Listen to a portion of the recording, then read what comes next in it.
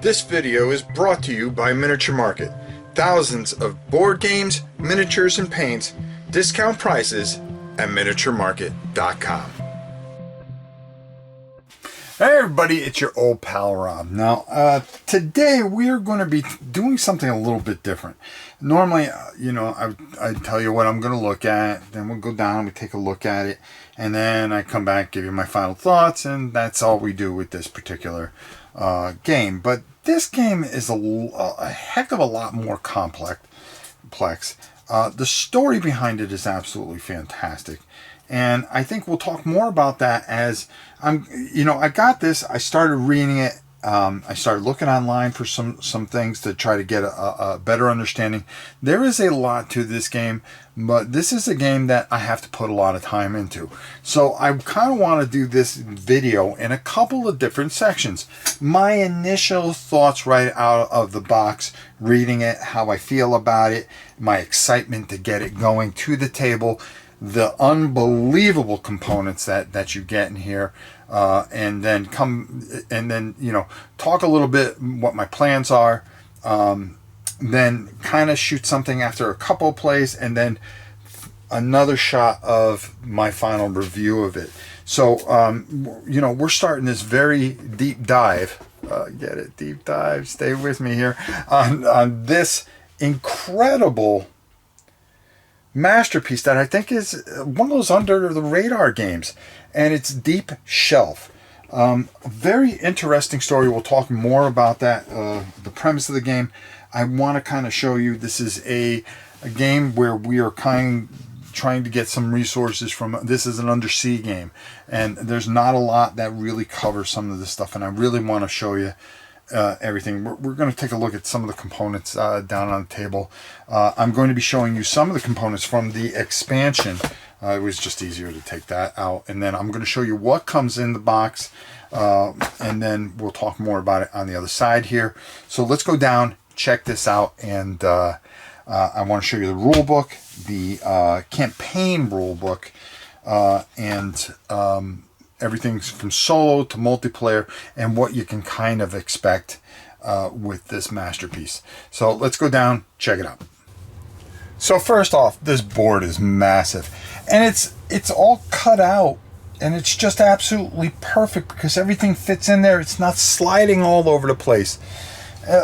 Just unbelievable quality. Now, I decided to take out one faction, and I took it from the 5th player expansion, which is the United Reclamation. Excuse me, couldn't get that word out. And even these, everything's cut out to perfection. You're going to be in a race with everybody else to try to get as many resources as you can. Okay, you're going to have an exploration track, which is going to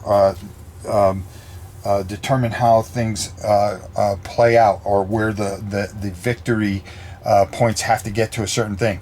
A game can last anywhere till 20 to 30 turns. You're going to have these ships, and they're going to be exploring, and you're going to be running into all kinds of things, and even, and let me dig him out, is a fantastic sea monster that is going to come into play. It's kind of strange because, not really strange because this is where your dragon goes, and what a beautiful, even the quality of the dragon, you didn't have to go crazy, but you did anyways, and made a beautiful, this is just a textbook beautiful game. The rule book is there is a lot going on here. You are trying to get extractors, do things in the lab. You're trying to upgrade things.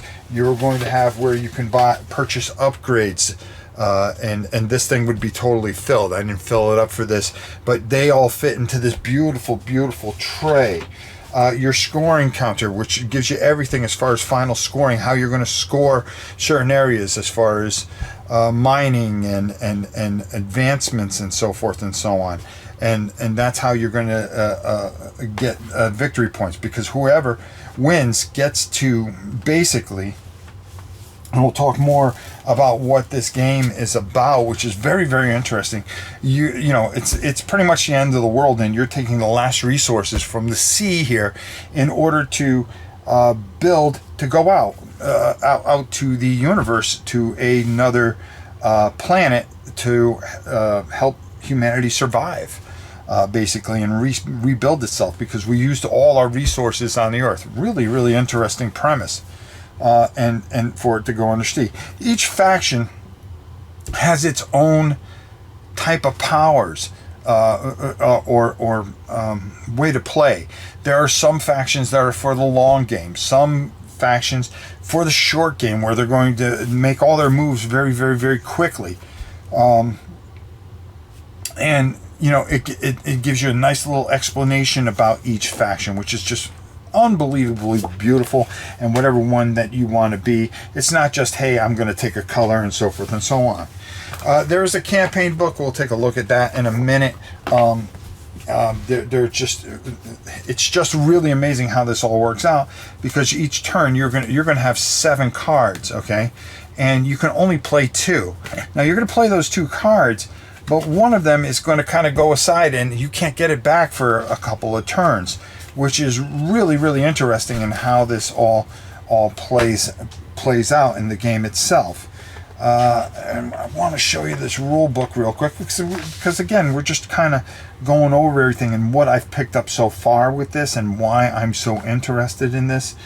We have our scoreboard, like I said, and again, some of the resources are going to be like gold, osmonium, palladium. Kelp is a thing that you're going to be doing. You're going to be building all kinds of deep sea observatories, planet crackers, acceleration loops, green tide projects, extractors, worker complexes, smelters. All these things are going to come in as you are trying to take these materials.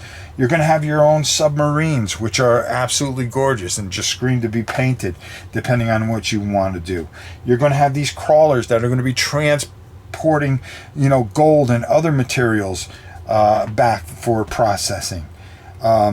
Again, like I said, your action cards, how those are going to play out.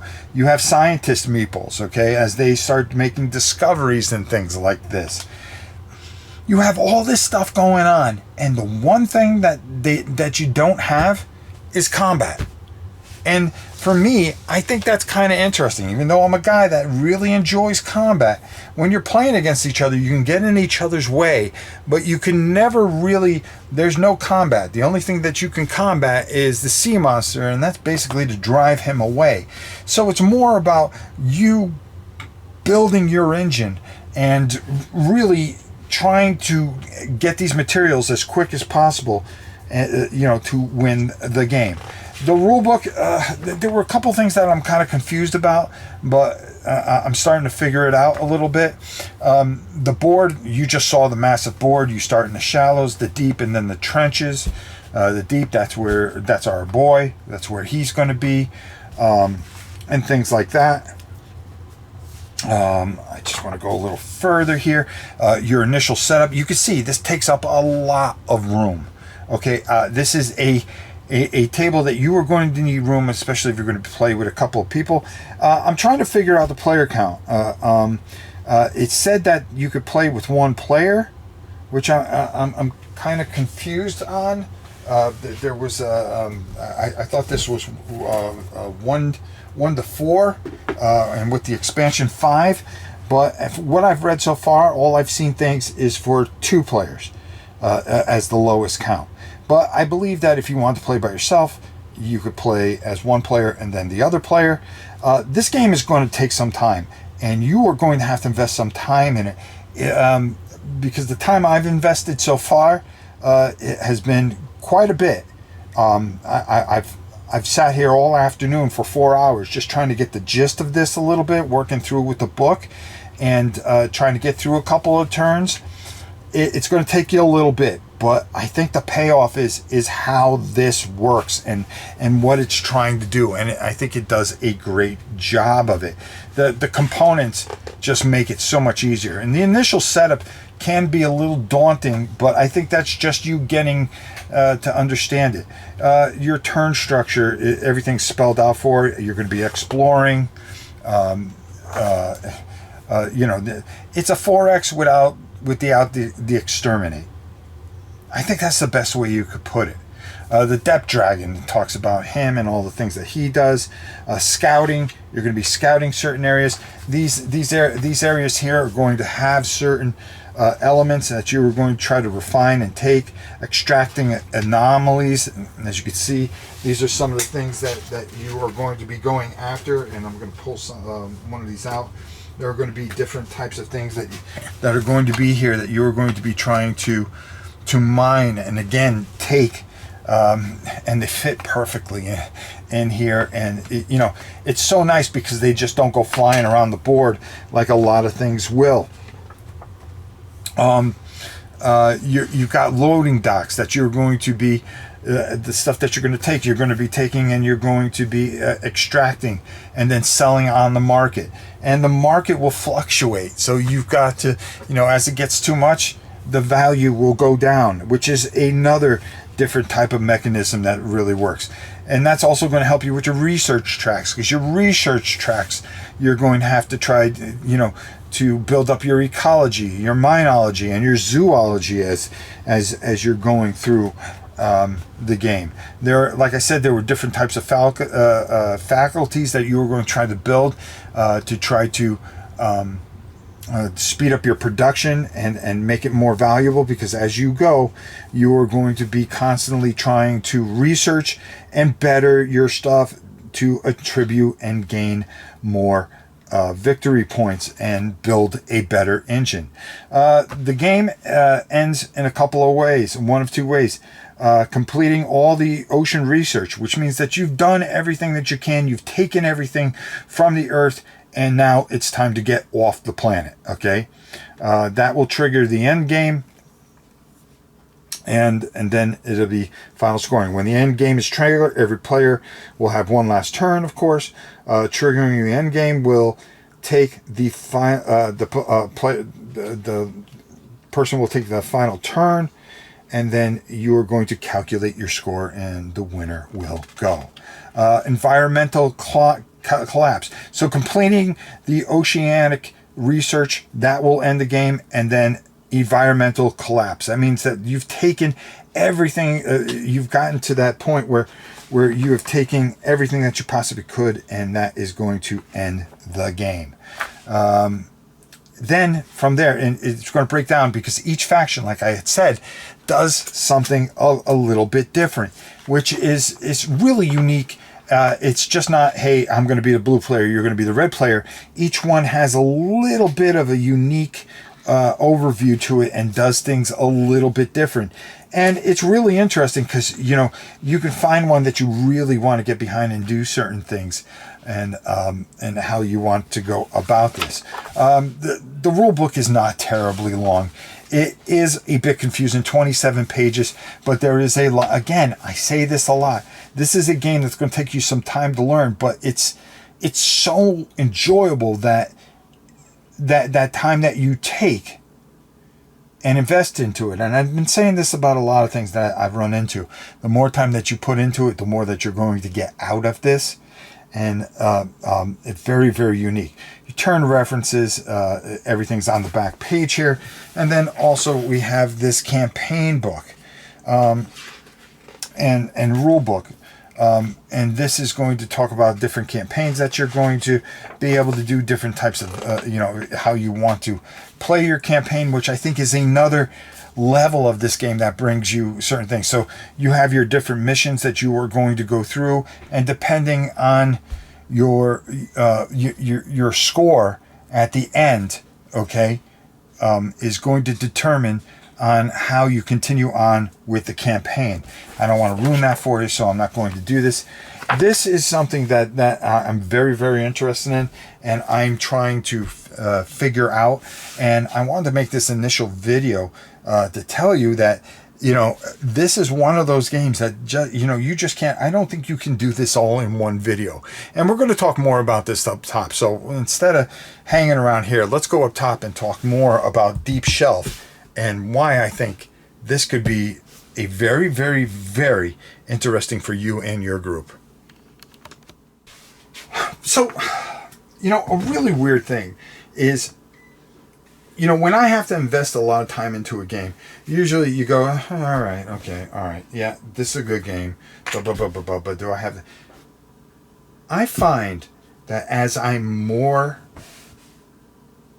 trying to really, I mean, I put at least 4 or 5 hours into this so far as of this video, and I said, you know something, this is a good point to stop and kind of make everybody aware of this. Okay, aware of this, because I don't think a lot of people know a lot about this and don't realize what you're getting here.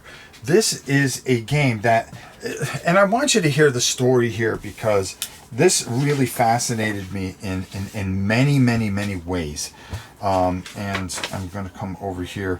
Okay, so here's the story, and this is where it really kind of draws you in, because it's a really unique thing. First of all, there's not a lot of really great deep sea games.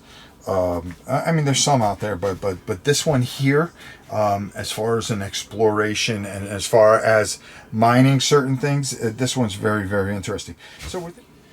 So here's the story and how this goes. Okay, within the next 200 years, most of Earth will be unable to support human life. Humanity will go on, but life will be fraught with strife as countries squabble over dwindling resources and habitable land. The Deep Shelf Project's trust has been founded to give humanity another option. Everyone gathered at this assembly is the best at what they do. We have gathered the brightest minds and the greatest explorers and the most innovative builders to give humanity a chance to flourish. The goal of the Deep Shelf Project is to build a colony ship to another world. Our destination, Proxima Centauri, an exoplanet orbiting in a habitable zone of a red dwarf star. While there are closer planets in our own solar system, we would be trading our dying world for one that is already dead. Proxima is our best chance of developing a sustainable long-term colony. The resources and technologies needed to accomplish this mission are vast. Only the ocean contains enough untapped resources to accomplish our goal. However, the very act of pursuing our mission has hastened our own demise. Whoever among you contributes the most to the Deep Shelf Project will be granted seniority to lead the mission and shape our new home among the stars. That's a great story. And then you look at everything that they give you and you're invested. So now there's a depth to then you feel the thematic part of this. And then you look at the components and you go, yeah, the theme's here. Everything's here. And then you start getting into the game and the depth of the game and the many different functions of the game and the complexity of each part that makes this game. And what it makes is a one-of-a-kind, fantastic experience. And that's what I'm discovering as I'm putting time into this. I've spent all Sunday afternoon. As a matter of fact, I got done with a vlog and I started working on this. And here it is. It's about 3 o'clock in the afternoon and I have to stop. But I was so excited with everything that I've played around with that I wanted to share that with you guys. What is going on here? This is something really special. And I'm looking forward to as I go on, and usually this is the time where I go, okay, well, I kind of got it, this is pretty good, let's move on to the next thing. Well, I don't want to move on to the next thing. I want to spend more time with this, and that's unusually after spending so much time into it and to be so deeply sucked into it. That's what this game does, and I highly suggest that you go try this. Because I think one thing that your group is going to do, you're going to take an entire Friday evening that you have your friends over, and you may start at a certain time and end at a certain time, and you go, well, we got this far, okay? But I think when you come back to it, and you will go back to it, it's going to pull you in more and more, and that's what I found. Because I took a break for lunch and I said, well, I kind of got this, and maybe I should make that video. I go, no, let's do it again. Let me mess around and do it again. And I did. And I got even more out of it the next time around. So I wanted to do this video to let you know about the game. The next thing I want to do is really, really cover my experiences with the game, okay, even farther. Okay, so after, the next time, I want to mess around with this a few more times and come back and talk more about it. Because I just don't think this is the complexity and the size of this game is a game that you can actually just shoot in one video and go, hey, yeah, go pick this up. No, I think this is one of those ones that is so smart that it takes time to talk about. So there you go. That's our first little look at Deep Shelf. These people are just brilliant. Richard Keene, hats off to you, and Ninth Haven. You guys are winners in my book. You got me excited about something, and that is very hard to do when a guy has this many games, and you look at something and you go, wow, this really sucks me in, because people are not putting their heart into things the way this particular company has just done with this. So until the next video about this game, it's just your old pal Rob. We'll see you soon, everybody.